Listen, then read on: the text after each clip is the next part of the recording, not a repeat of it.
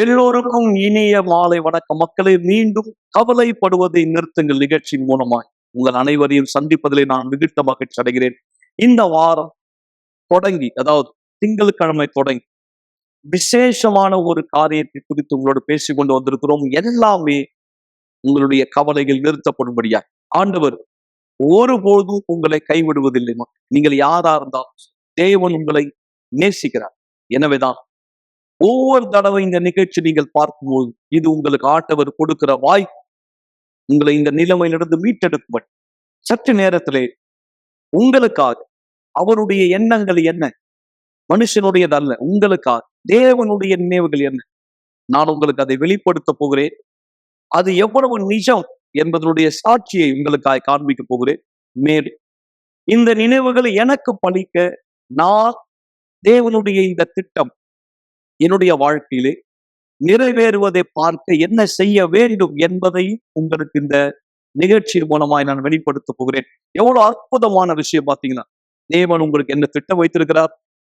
அந்த திட்டம் ஒரு சில வாழ்க்கையில நிறைவேற்றப்பட்ட சாட்சி. மேலும் அந்த திட்டம் உங்க வாழ்க்கையிலே பலிக்க, அதாவது உங்களுக்காக தேவன் வைத்திருக்கிற திட்டம் உங்கள் வாழ்க்கையிலே பலிக்க நீங்கள் என்ன செய்ய வேண்டும் என்பதும் இந்த நிகழ்ச்சியில் உங்களுக்காக காண்பிக்கப்படும். தயவு செய்து எனவேதான் நீங்கள் ஒருபோது இந்த நிகழ்ச்சி இறுதி வரை பார்க்க தயங்கக்கூடாது. மேலும் வேறு எதுவுமே உங்களை திசை திருப்ப அனுமதிக்கூடாது. ஏன்னா அசுத்தம் எல்லா விதத்திலும் வேலை செய்யும். நீங்கள் வாய்ப்பை தவறவில்லை. எனவே முழு கவனம் கொடுங்கள். தேவன் உங்கள் சூழ்நிலையை மாற்றும்படி. எனவே முதலாவது இந்த வீடியோ நீங்க பார்க்கும்படி விரும்புகிறேன். இதனுடைய அடிப்படை தான் நான் இன்றைக்கு பேச போவது. தேவனுடைய திட்டம் உங்கள் வாழ்க்கையிலே பலிக்கும்படி பாடலாம். தொடர்ந்து முன்னோக்கி செல்லலாம்.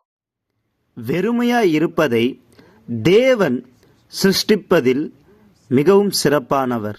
தேவன் சிருஷ்டிப்பதில் மிகவும் வல்லமையானவர். எப்போ பூமியானது ஒழுங்கின்மையும் வெறுமையுமாயிருந்ததோ, தேவனுடைய வார்த்தையின் பிரகாரமாய் எல்லாம் உருவாக்கப்பட்டிருந்தது. அதேபோல் ஜெயித்தவர்களும் இருந்தார்கள். யாரெல்லாம் தன் வாழ்க்கையில் தேடினார்களோ அவர்கள் பெற்றுக்கொண்டார்கள். வெறுமையை எப்படி நிரப்புவது என்று. ஆபிரகாமினுடைய வெறுமை, தன் வாழ்க்கை இருந்த அவமானம் மாறியது, வாக்களிக்கப்பட்டதை பெற்றார். அன்னாளுடைய வெறுமை மாற்றப்பட்டு ஆனந்தத்தின் கண்ணீரை பெற்றார். ராகாபினுடைய வெறுமை தொலைக்கப்பட்ட வாழ்க்கையாய் இருந்தது, பரிபூர்ணம் அடைந்த வாழ்க்கையாய் மாறியது. யோபினுடைய வெறுமை எல்லாவற்றையும் இழந்தார். கடைசியில் தேவனை அறிந்து கொண்டார். மீண்டும் யாவையும் பெற்று கொண்டார். கிதியோனின் வெறுமை அவருக்கு அவமானமாய் இருந்தது. கடைசியில் வெற்றியை கண்டார். கல்யாண வீட்டின் அங்கிருந்த பானைகள் வெறுமையாய் ஆனது. இயேசு தண்ணீரை நிரப்ப சொன்னார். அது புது திராட்சை ரசமாய் மாறியது. உதிரப்போக்கில் இருந்த அந்த ஸ்ரீ வெறுமையாய் இருந்தார். ஆரோக்கியம் இல்லாமல் பரத்தை இழந்து யாவும் மாறியது. அவர் வாழ்க்கை பரிபூர்ணம் அடைந்தது. நீங்கள் பார்க்கும் இந்த வனாந்திரம் வெறுமையாய் இருக்கிறது. அதே இடத்தில் தேவன் தன் வல்லமை வெளிப்படுத்தினார். பகலில் மேக ஸ்தம்பமாகவும் இரவில் அக்னி ஸ்தம்பமாகவும் நிரப்பப்பட்டது. தேவன் வரும் பிரசன்னம் வெறுமையை நீக்கும். வெறுமையாய் இருந்த அந்த ஜனங்களை வழிநடத்த தேவன் வந்தார். அதனால்தான் அவர் மிகவும் சிறப்பானவர். நிறைவேற்றின வாக்கு தத்தம் பரிபூர்ணம், முழுமையான மாற்றம் அடைவது. எனவே யார் நீங்கள் வெறுமையோடு உங்களுடைய சரீரத்திலும் ஆத்மாவிலும் இருக்கிறீர்களோ, எனவே உங்கள் வாழ்க்கை அர்ப்பணியுங்கள், நீங்கள் நிரப்பப்படுவதற்காக. ஏனென்றால் அவருக்கு தெரியும் எப்படி சிறப்பான விதத்தில் செய்வதென்று. எனவே வெறுமையின் அவமானத்தை மாற்றிக்கொள்ள விரும்பினால் வாக்களிக்கப்பட்டதை பெற்றுக்கொள்ள வாருங்கள்.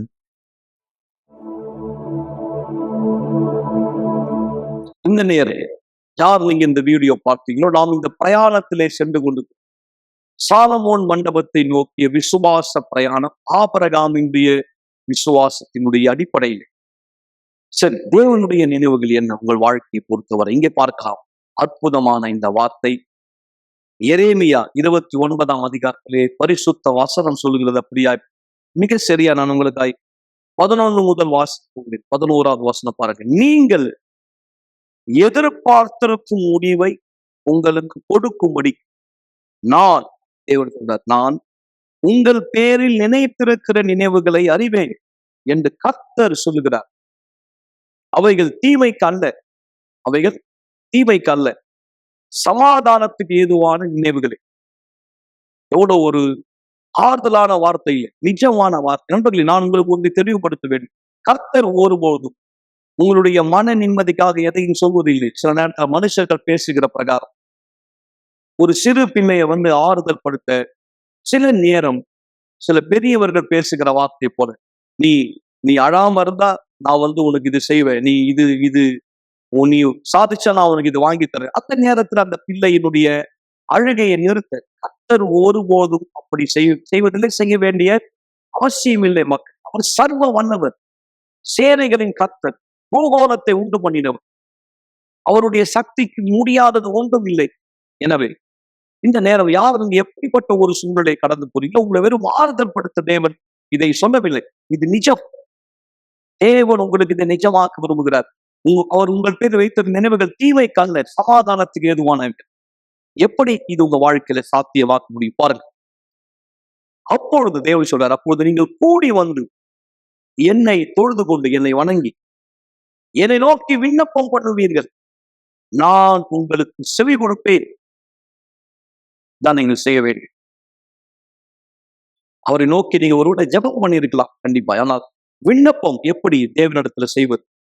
விண்ணப்பம் என்பது ஒரு செயலோடு சேர்ந்து வர வேண்டும். அதாவது விசுவாசத்தினுடைய செயல்.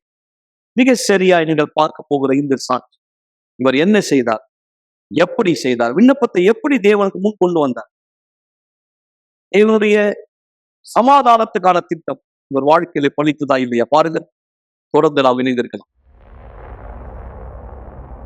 இவருடைய வாழ்க்கையில் நடந்த எல்லாமே இவர் எடுத்த தீர்மானம். அந்த தீர்மானத்துல இவர் விளைவுகளை சந்திச்சார். எனக்கு சரியா 10 வயசுல என்னுடைய அப்பா என்னை கொலை செய்ய முயற்சி பண்ணார். அவர் இந்த மாதிரி ஒரு பிரிட்ஜுக்கு மேலே கொண்டு போய் இந்த மாதிரியான வார்த்தைகளை என்கிட்ட சொன்னார். நீ பிறந்ததே பிரயோஜனம் இல்லை, நான் தான் உன்னை உலகத்துக்கு கொண்டு வந்தேன், நானே இந்த இடத்த விட்டு உன்னை எடுத்துடுறேன். அப்புறம் நான் சொன்னேன், அப்பா என்னை கீழே கூட தூக்கி போடுங்க, நான் கீழே விழுந்து இறந்துட்டேன்னா பரவாயில்ல, பிரச்சனை இல்லை. ஆனால் நான் ஒரு வேளை இறக்கலைன்னா ஒரு பெரிய மோசமானவனாக நான் மாறிடுவேன். இந்த வார்த்தைலாம் எனக்குள்ள ஒரு நரகமாக இருந்தது. அந்த வெறுப்பு எனக்குள்ளே இருந்தது, அந்த எரிச்சல், இது எல்லாமே எனக்குள்ளே இருந்தது. எனக்கு தெரியும், ஒரு நாள் இது எல்லாத்தையும் நான் வெளியே விட்டுருவேன். அந்த நாள் வந்துச்சு. எனக்கு சரியாக 11 வயசாக இருந்தது. நான் முதல் ஒரு ஆளை கொலை செஞ்சேன். அப்போ ரொம்ப சின்ன பையனாக இருந்தேன். நான் சீர்திருத்தும் பள்ளியில் தள்ளப்பட்டேன். அந்த இடத்துல நான் ஒரு படிப்பாறை மாதிரி இருக்கும், கற்றுக் கொடுப்பாங்க. அது ஒரு பள்ளிக்கூடம் மாதிரி, சீர்திருத்தும் பள்ளி. அங்கே தான் நான் நிறைய தவறான விஷயத்தையும் கற்றுக்கிட்டேன். நான் அந்த இடத்த விட்டு வெளியே வரும்போது நான் செஞ்ச முதல் விஷயம், அங்கே கற்றுக்கின எல்லா விஷயத்தையும் நான் வெளியே செஞ்சேன்.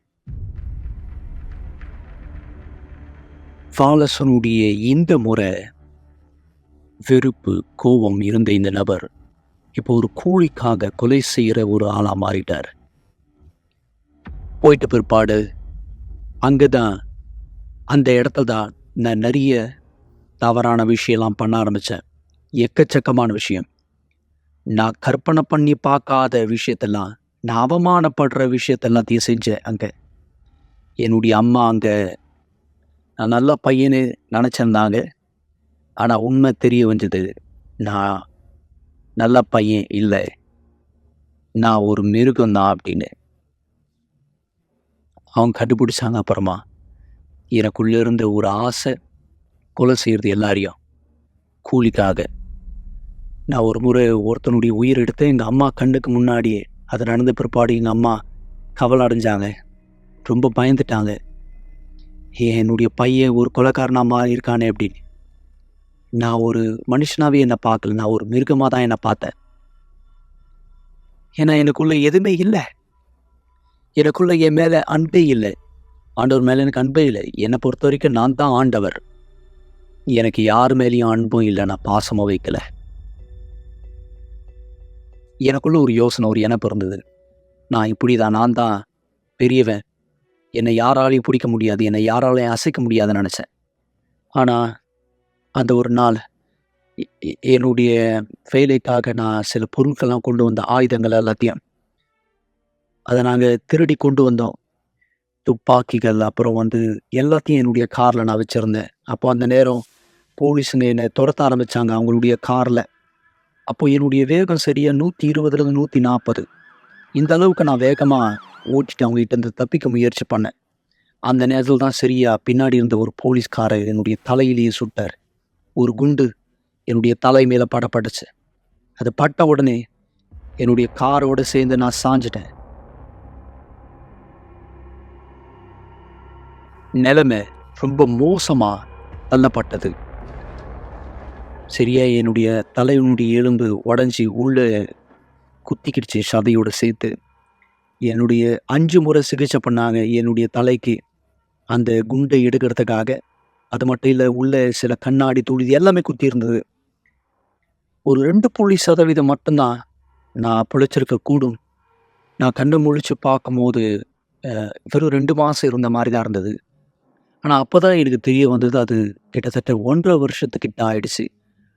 அந்த நிலைமையில் என்னை பார்த்துக்க யாருமே என் கூட இல்லை. நான் வெறும் கீழே ஒதுக்கப்பட்டேன், தள்ளப்பட்டேன். என்னை பார்த்துக்க யாருமே இல்லை. நான் மட்டும்தான் தனியாக அந்த இடத்துல இருந்தேன். யாருமே என்னை பார்த்துக்கல. ஆனால் எனக்கு நினைவு தெரிஞ்ச பிற்பாடு என்னுடைய வலது கையில் வலது கால்லாம் அசைவு போயிடுச்சு. நானும் கண் முழிச்சு பார்க்கும்போது என்னை செயினில் கட்டி போட்டு வச்சுருந்தாங்க. ஏன்னா என்னை சிறைச்சாலையில் வச்சு என்னை சிகிச்சை பார்த்துட்டு இருந்தாங்க. அங்கே யாருமே எனக்கு உதவி செய்யலே இல்லை. பக்கத்தில் பார்த்துக்கோ யாருமே என் கூட இல்லை. என்னுடைய துணியை, என்ன குளிப்பாட்ட, என்னுடைய சில மோஷன் பண்ணாத உதவி செய்ய யாருமே என் கூட இல்லை. அந்த கடினம் எனக்குள்ளே இருந்தது. சாப்பாடு யாரும் ஊட்ட எனக்கு யாருமே இல்லை. சாப்பாடு ஊட்டுறது கூட யாருமே இல்லை. நான் நினச்சா யாருமே கூட இல்லை. என்னையே விட்டாங்க இந்த மாதிரி. இதே மாதிரி கொஞ்சம் வருஷமாக போச்சு. அதுக்கப்புறமா என்னுடைய கேஸ் கோர்ட்டில் வர ஆரம்பிச்சது. அந்த கோர்ட்டில் நடந்த கேஸ் மூலமாக நான் தண்டனை பெறப்பட்டேன். 35 வருஷம் என்னை ஜெயிலில் தள்ளினாங்க. 35 வருஷம் பெறப்பட்ட இந்த தண்டனை இவர் சரீரத்தை மட்டுமல்ல, இவர் ஆத்துமாவையும் வெறுமை மூலமாய் நிரப்பப்பட்டது. எனக்குள்ள ஒரு வெறுமை முழுசா நிரம்பி இருந்தது. அந்த வெறுமையை விட்டு நான் சில நேரத்தில் என்ன நாளே கொல்லுக்கலாம் கூட நினச்சிருக்கேன். சரியா அந்த நிலைமையில் நான் இப்படி தான் யோசிச்சுட்டு இருந்தேன். என் வாழ்க்கையை நான் எடுத்துடுறேன், நான் செத்து போயிடுறேன். அப்போ தான் சரியா யூனிவர்சல் ஆலயத்திலேருந்து வரப்பட்ட அந்த குழு சிறைச்சாலைக்குள்ளே ஜெபம் பண்ண வந்தாங்க. நான் அதுக்கப்புறம் வந்தேனா, ஆண்டவரே சொன்ன, ஆண்டவரே எனக்கு ஒரு வாய்ப்பு கொடுப்பீங்களா? ஆண்டவரே நீங்கள் உண்மையாகவே இருக்கீங்கன்னு எனக்கு தெரியாது. நீங்கள் உயிரோடு இருக்கீங்கன்னு எனக்கு தெரியாது. என்ன ரொம்ப மோசமானவன் பார்க்குறீங்க, நான் ரொம்ப மிருகமானவன். உங்கள் இடத்துல நான் இருந்தேன்னா கண்டிப்பாக நான் என்னை மன்னிக்க மாட்டேன். ஆனால் என்கிட்ட இருக்கிற ஒரு சிறந்த ஒரு விஷயத்தை நான் தரேன். அது எனக்குள்ளே நான் வச்சுட்டே இருந்தேன் எப்போவுமே. அது நான் கொடுக்குறேன். அதான் என் வார்த்தையை தரேன். நான் சக்தியாகவும் அந்த வார்த்தையை தரேன். இந்த வார்த்தை எனக்குள்ளே செஞ்சீங்கன்னா, நீங்கள் என்னுடைய வாழ்க்கையை மாற்றினீங்கன்னா, அந்த ஜெபம் செய்து முடித்த பிற்பாடு கொஞ்சம் கொஞ்சமாக நான் பலமாக்கப்பட்டதை நான் உணர்ந்தேன். நான் சொன்ன வார்த்தையை நான் நிறைவேற்றணும் அப்படின்ற ஒரு எண்ணம், ஒரு யோசனை எனக்குள்ளே வர ஆரம்பிச்சது. அந்த இடத்துல நான் தேவனுடைய வார்த்தையை பெற்றுக்கொண்டேன், வேதாமத்தை. அந்த வார்த்தையை நான் சில இடத்துல படிப்பேன். படுத்துக்கும் போது நான் அந்த பைபிளை திறந்து பார்ப்பேன். இந்த பக்கம் சாயும் போது நான் அந்த பைபிளை எடுத்து பார்ப்பேன். வாலசன் பழைய வாழ்க்கையை விட்ட இந்த நபர் ஒரு மனமாறுதலை ஈர்ந்தார். அந்த மனமாற்றம் ஏற்பட்ட உடனே காலம் கடந்து செல்லும் போது இவர் இது எல்லாத்திலிருந்து மன்னிக்கப்பட்டார். நான் வந்த முதல் இடம் ஆலயம். நான் அந்த இடத்துலேருந்து வந்த முதல் இடம் சிறைச்சாலையிலேருந்து தேவனுடைய ஆலயம். நான் வீல் சேரில் தான் வந்தேன் சர்ச்சைக்கு. அதுக்கப்புறம் நான் பரிசுத்தாவியை சொன்னதை நான் கேள்விப்பட்டிருக்கேன். எனக்குள்ள சமாதானம் இருந்துச்சு. ஆனால் பரிசுத்தாவி யாருன்னு எனக்கு தெரியணும். அவர் யாருன்னு எனக்கு தெரியணும். அதுக்கப்புறமா தெரிஞ்சுக்க ஆரம்பித்தேன் பரிசுத்தாவி யார். அவர் தெரிஞ்ச பிற்பாடு நான் முடிவெடுத்தேன், இதுதான் எனக்கு வேணும், நான் போகிறேன், முன்னோக்கி போகிறேன். இரவு நேரத்தில் ஜெபம் பண்ணுவேன், இரவு நேரத்தில் எழுத்து ஜெபம் பண்ணுவேன். நான் சில வீட்டை விட்டு வெளியே போவேன். மழை நேரத்தில் மழையில் நனைஞ்சிக்கிட்டே ஜெபம் பண்ணிக்கிட்டே போவேன். நான் ஜெபத்தில் இப்படி சொல்லுவேன், ஆண்டவரே நான் வெறுமையாக இருக்கேன், எனக்குள்ளே நான் உங்களை பார்க்கணும், எனக்குள்ளே உங்கள் ஆவி தேவை.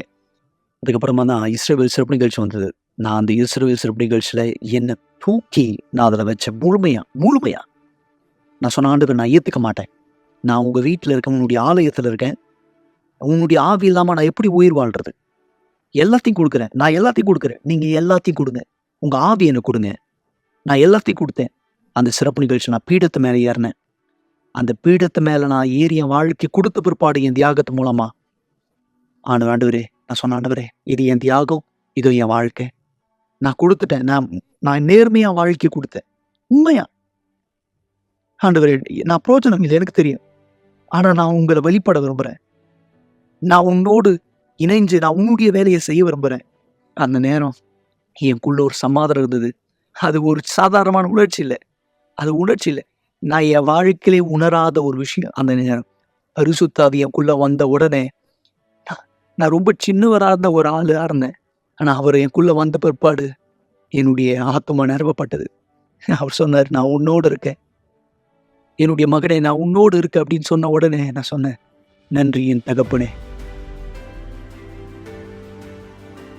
வார்த்தை தரப்பட்டது, அவர் வார்த்தை கொடுக்கப்பட்டது. இவருக்குள்ளே ஒரு மாற்றம் ஏற்பட்டு மரிக்க போக வேண்டிய நிலைமையில் இருக்கிற ஒரு நபர் இப்போ தேவனோடு உயிர் வாழ்ந்து கொண்டிருக்கிறார்.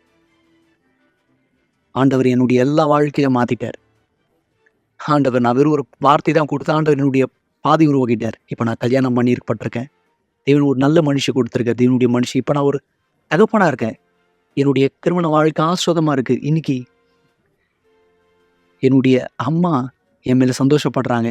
என்னுடைய அப்பா, முன்னாடி நான் கொலை செய்யலாம்னு நினைச்ச என்னுடைய அப்பா என் கூட நல்ல உறவில் இருக்கார். இப்போ நான் வெளியே போய் நான் முன்னாடி வெளியே செல்லும் போது உயிரை எடுக்க வெளியே செல்வேன். ஆனால் இந்த நேரம் உயிரை காப்பாற்ற வெளியே செல்றேன்.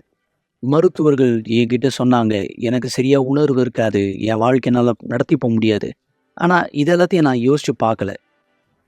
மருத்துவர் சொன்ன இந்த பகுதி, இந்த கை கால் மட்டும் தான் இருக்கும், அசைக்க முடியும் அப்படின்னு சொன்னாங்க. ஆனால் இதெல்லாம் எனக்கு தேவையில்லை. பாதி தலை கூட எனக்கு இருந்திருக்கலாம்.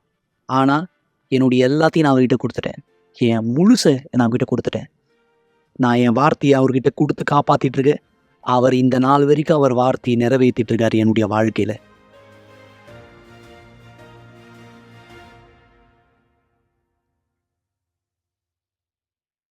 அதி அற்புதமான சாட்சியை பார்த்த நீங்கள் கண்டிப்பாய் தெளிவடைந்திருப்பீர்கள். எப்படி விண்ணப்பம் செய்வது என்று. விண்ணப்பம் செய்த பிற்பாடு அவர் சொல்கிறார், முழு இருதயத்தோடு என்னை தேடினீர்களானால் என்னை தேடினீர்கள் கண்டடைவீர்கள். பரிசுத்த ஆவி உங்களுக்குள் வரும்போது மக்களை உள்ளும் புறமும் வாழ்க்கை மாறும். இந்த இஸ்ரவேல் சிறப்பு நிகழ்ச்சி சாலமோன் மண்டபத்திலே ஆபிரகாமின் சுவாசத்திலே நீங்கள் தேவனுடைய ஆவியை பெறுங்கள், தேவனுடைய உதவியை பெறுங்கள். அந்த சமாதானத்துக்கான திட்டம் உங்கள் வாழ்க்கையில் நிறைவேற்ற எப்படி நான் இந்த நிகழ்ச்சியில கலந்து கொள்ளலாம்? எதற்காக? யார்? ஒரு சிறு விளக்கத்தின் தெளிவான ஒரு வீடியோ.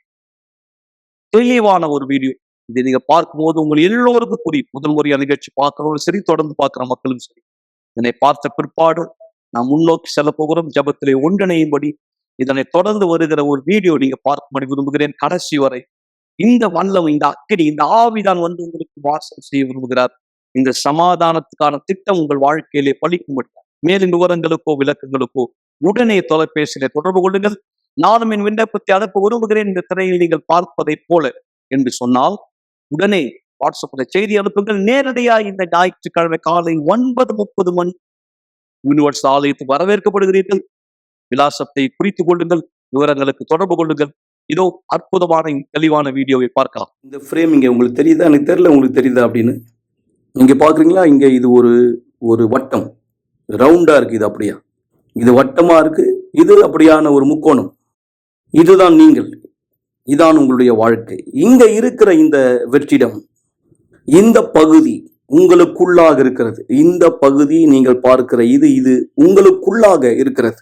இது உங்களுடைய உட்புறம். அப்படியான இந்த தாழ்வு மனப்பான்மைகள், இல்லை யாரும் வந்து உன்னை விரும்பலை, யாருக்கும் நீ தேவையில்லை, உயரமான ஒருத்தர் தான் வந்து உன்னோடு கூட இருக்க விரும்புகிறார், இப்படிப்பட்ட சில எண்ணங்கள். ஏன் நீ இப்படி பிறந்த, ஆண்டவர் கூட உன்னை விரும்பலை. சரி, இப்படியான இந்த எல்லா எண்ணங்கள் தான் தானியேலாக்குள்ளாக இருந்தது. யார் வந்து இந்த வெறுமையை நிரப்ப முடியும்? இந்த வெறுமை நம்ம எல்லோருக்குள்ளாகவும் இருக்கிறது. இந்த இடத்தை தேவன் உண்டு பண்ணினார். அவர் வந்து அதை நிரப்பும்படியாக இப்படிப்பட்ட ஒரு வெறுமை, இந்த இடம் நம்ம எல்லோருக்குள்ளாகவும் இருக்கிறது. மக்கள் என்ன செய்யறாங்க? இதுதான் மக்கள் இப்படியா செய்யறாங்க.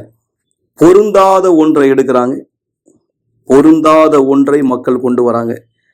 இந்த பொருந்தாத ஒன்றை கொண்டு வந்து அந்த இடத்துல பொருத்தும்படி அப்படியே மக்கள் வைக்கிறார். இந்த முக்கோணம் இந்த இடத்துல பொருந்தாது. இது ரொம்ப பெருசா இருக்கு. அதாவது இது இந்த வட்டத்துக்குள்ள வைக்கிறதுக்கு பொருந்தாம சின்னதா இருக்கு. வெறுமையா இருக்கிற மக்கள் தங்களை நிரப்பிக் கொள்ள பார்ப்பாங்க. எப்படி? ஒரு திருமணத்து மூலமா. அதாவது தனிமையா இருக்கிறவங்க, இல்ல இல்ல எனக்கு திருமணம் ஆயிடுச்சுன்னா நான் வெறுமையா இருக்க மாட்டேன், நான் சந்தோஷமா இருப்பேன். இல்ல இல்ல எனக்கு குழந்தைகள் வேணும், எனக்கு பிள்ளைங்க பிறந்துட்டாங்கன்னா நான் சந்தோஷமா இருப்பேன். பல வழியில முயற்சிக்கிறாங்க நிரக்கும்படி. நான் பள்ளிக்கூடம் சென்று விட்டால் நான் படித்து முடித்தா சம்பாதிப்பேன். இப்படி எல்லா விதமான காரியங்களை கொண்டு வெளிப்புறத்துல இருக்கிற எல்லா விஷயங்களை கொண்டு நிரப்ப விரும்புறாங்க, உட்புறத்தை மூடும்படி. ஆனால் கண்டிப்பா அப்படி நடக்க சாத்தியமில்லை, வாய்ப்பில்லை. எனவே நீங்க எதை வேணாலும் கொண்டு வரலாம் நிரக்கும்படி, ஆனால் அந்த வெற்றிடமானது கண்டிப்பா நிரக்கப்பட முடியாது. தேவனால மட்டும்தான் அந்த வெற்றிடத்தை நிரப்ப முடியும். அப்போதான் அந்த இடத்துக்கு யார் வரா? பரிசுத்த ஆவியானவர். அவர்தான். பரிசுத்த ஆவி ஒருவருடைய வாழ்க்கைக்குள் நுழையும் பொழுது அப்பொழுது நீங்கள் பார்க்கலாம், அங்கே அந்த வெறுமை, அந்த வெற்றிடம் முழுமையாக நிரப்பப்பட்டு விட்டது. அவங்க புரிந்து கொண்ட கற்பாடு, நான் பரிசுத்த ஆவியினுடைய அபிஷேகத்தை பெற வேண்டும். அவங்க அப்படியா பீடத்து மேல ஏறி வந்தாங்க. அவங்க சொன்ன பிரகாரமா சிறியவங்களா மேல ஏறி வந்தாங்க. ஒரு ராட்சத தோற்றமா கீழே இறங்கி சென்றாங்க. அப்படியா தான் அவர் ஒரு நபரை உட்புறத்திலிருந்து மாற்றம் அடையும்படி செய்கிறார். அந்த வெறுமை நீங்கியது. அதாவது தாழ்வு மனப்பான்மை மறைந்தது. அல்லது மற்ற எண்ணங்கள், நான் இப்படி இருக்கிறேன், அசிங்கமா இருக்கிறேன், நான் அப்படி இருக்கிறேன், இந்த மாதிரி எல்லா விதமான எண்ணங்களும் முடிவுக்கு வந்துவிடும். அந்த பெருமையான ஒருத்தர், பழக கடினமான ஒருத்தர், பிரச்சனை கொடுக்கிற ஒருத்தர் இனி இல்லை. பரிசுத்த ஆவி ஒருத்தர் வாழ்க்கைக்குள்ள பிரவேசிக்கும் போது அந்த நபர் முழுமை அடைகிறார். முழுமை. அந்த நபர் வேற எந்த காரியமும் செய்ய வேண்டிய அவசியம் இல்லை. மக்கள் சொல்லி நீங்க கேட்டுக்கலாம், என்னால தனியா இருக்க முடியல, என் வாழ்க்கை நான் முடித்துக் கொள்ள போறேன், என்னால முடியல தனியா. ஆனால் நான் குணமாக்கப்பட்டு பரிசுத்தாய் பெற்றுக்கொண்ட கற்பாடு எனக்குள்ள இனி அந்த வெறுமை இல்லை, நான் இனி அப்படி உணரவில்லை. அவங்க தனிமையா இருந்தாங்க. ஆனா உடனடியா ஒரு உறவு முறையை தேடணும்னு சொல்லி அவங்க எந்த விதமான ஆதங்கத்தோடையோ கவலையோடவோ இல்லை. காரணம், பரிசுத்தாவி ஏற்கனவே அந்த நபரை முழுமையாக்குகிறார், நிரப்புகிறார்.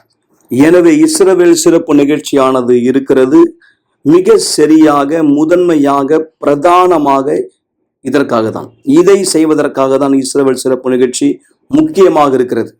வெறுமையை நிரப்பும்படி. அதான் பரிசுத்த ஆவியானவரை பெறுவது. இவர் இங்க இல்லாம நீங்க வாழ்க்கையில் வேற எதை பெற்றாலும் அதனால எந்த விதமான ஒரு அர்த்தமும் பிரயோஜனமும் இல்லை. எனவே இதை புரிந்து கொள்ளுங்கள். பரிசுத்த ஆவிதான் அதை செய்கிறார்.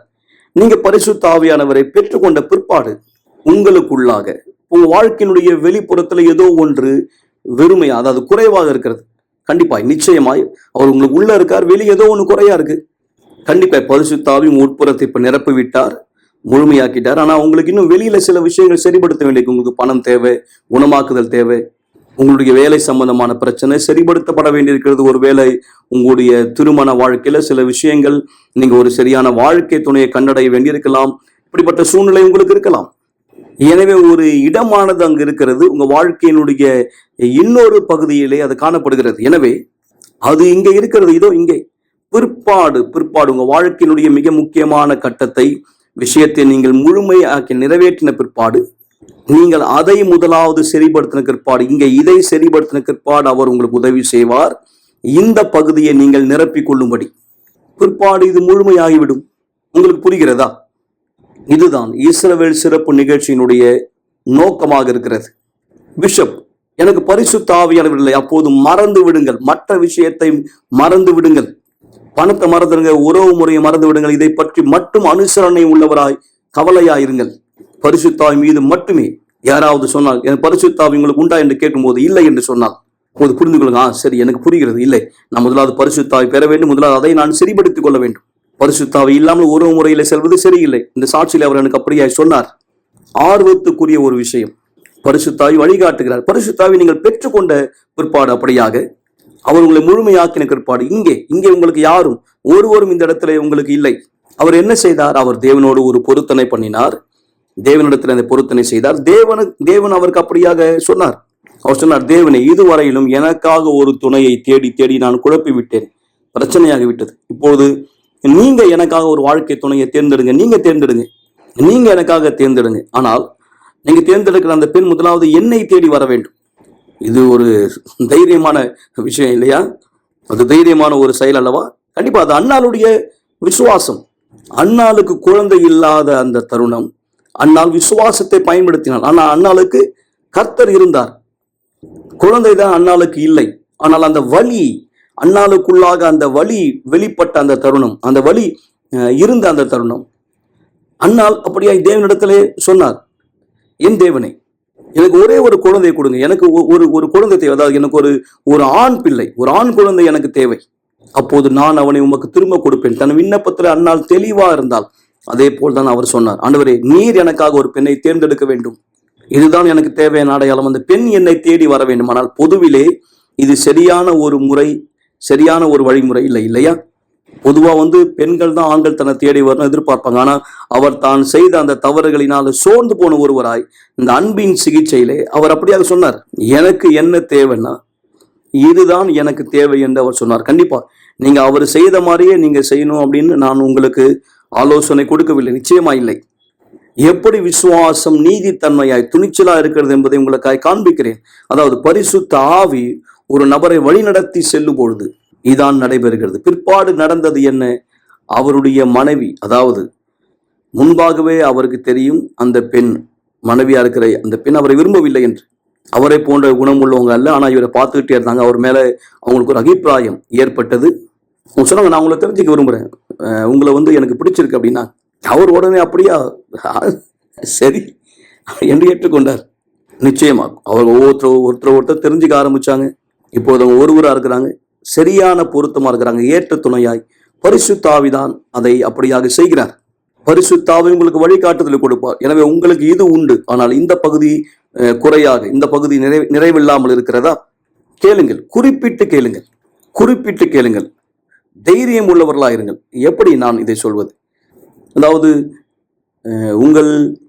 உங்களுடைய விண்ணப்பத்தில் அதாவது மாயை இல்லாதபடி பார்த்து கொள்ளுங்கள், சுயநலம் இல்லாதபடி பார்த்துக் கொள்ளுங்கள். இல்லை, எது உங்களுக்கு மிக முக்கியமானது என்றால், எனக்கு ஒரு கணவர் தேவை, இல்லை, எனக்கு ஒரு தேவனுடைய மனுஷன் தேவை. எப்படிப்பட்ட ஒரு பெண் தேவை? இல்லை, எனக்கு ஒரு தேவனுடைய மனுஷி அப்படியாக தேவை.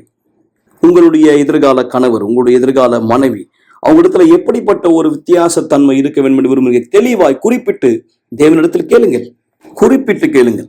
உங்களுடைய விசுவாசத்தை பயன்படுத்துங்கள். இந்த விசுவாசத்துல சிறப்பு நிகழ்ச்சியிலே கலந்து கொள்ளுங்கள். ஆமென். எத்தனை விண்ணப்பம் நீங்க செய்திருக்கீங்க சிறப்பு நிகழ்ச்சியில? ஒன்றே ஒன்று. உங்களுக்கு பரிசுத்த ஆவி இல்லாதிருந்தால் இதை பற்றி மறந்து விடுங்கள். இதுதான் உங்கள் விண்ணப்பமா இருக்க வேண்டும். உங்களுக்கு ஏற்கனவே பரிசுத்த ஆவியின் அபிஷேகம் இருந்தால் அப்பொழுது இதுதான். ஒரு கிளாஸ் தண்ணீரை ஆயத்தப்படுத்திக் கொள்ளுங்கள், அல்லது தொலைக்காட்சிக்கு அருகாமையிலே வாருங்கள். இந்த நேரம் உங்களுக்கான ஒரு சிறப்பு ஜெபத்தை நாம் செய்ய போகிறோம். நேற்றும் இன்றும் என்றும் மாறாத தேவனே, அதி அற்புதமான இந்த சாட்சிகளுக்காய், இந்த விளக்கத்துக்காய் நன்றி செலுத்துகிறேன். மக்களுக்கு நீ வைத்திருக்கிற திட்டம் தீமைக்கல்ல, சமாதானத்துக்கு எதுவானது. ஆனால் ஒருவேளை நீங்கள் பல காலமாய் ஜெபித்துக் கொண்டிருக்கலாம், ஆத்தனை செய்து கொண்டிருக்கலாம். ஆனால் எப்படி விண்ணப்பம் செய்வது என்று இவருக்கு தெரியாது இருந்திருக்கலாம். ஒருவேளை சரியான விதத்தில் அது செய்யப்படாமல் போயிருக்கலாம். ஆபிரகாமினுடைய விண்ணப்பம் பதிலளிக்கப்பட்டது, அன்னாளுடைய விண்ணப்பம் பதிலளிக்கப்பட்டது, சற்று முன்பு கேட்ட சாட்சியிலே சொல்லப்பட்ட விண்ணப்பம் பதிலளிக்கப்பட்டது. எனவே இவர் எப்படிப்பட்ட விண்ணப்பத்தை செய்ய வேண்டும்? முழு இருதயத்தோடு. அதற்கான விளக்கம் இவருக்காய் கொடுக்கப்பட்டிருக்கிறது. இந்த நபர் எந்த மாநிலத்தை, மாவட்டத்தை, நகரத்தை, இடத்தை சேர்ந்தவராக இருந்தாலும் இவரை கூடும் என்று எல்லா குழப்பங்கள், சந்தேகம் வரையட்டும். இந்த நிகழ்ச்சி மூலமாய் நீ திட்டம் இவர் வாழ்க்கையிலே படிப்பதாய், எந்த வயதை சேர்ந்தவராய் இவர் இருந்தாலும் சரி, எந்த வாழ்க்கை பின்னணியை வல்லமை இவரை சந்திப்பதாய் தேவன் தண்ணீரை பருகுதலின் மூலமாய் ஆரோக்கியம், விடுதலை இவருக்கு வரட்டும். இயேசுவின் நாமத்தில் இவர்களை ஆசீர்வதிக்கிறேன். ஆசீர்வாதமான தண்ணீரை பருகுங்கள் மக்களே. சமாதானமான இரவாறு. நாளை இரவு மீண்டும் உங்களை இந்த நிகழ்ச்சியில சந்திப்பேன். அற்புதமான இன்னொரு சாட்சியோடு முன்னோக்கி செல்லுங்க. தேவன் அனைவரை ஆஸ்வதிப்பாரா.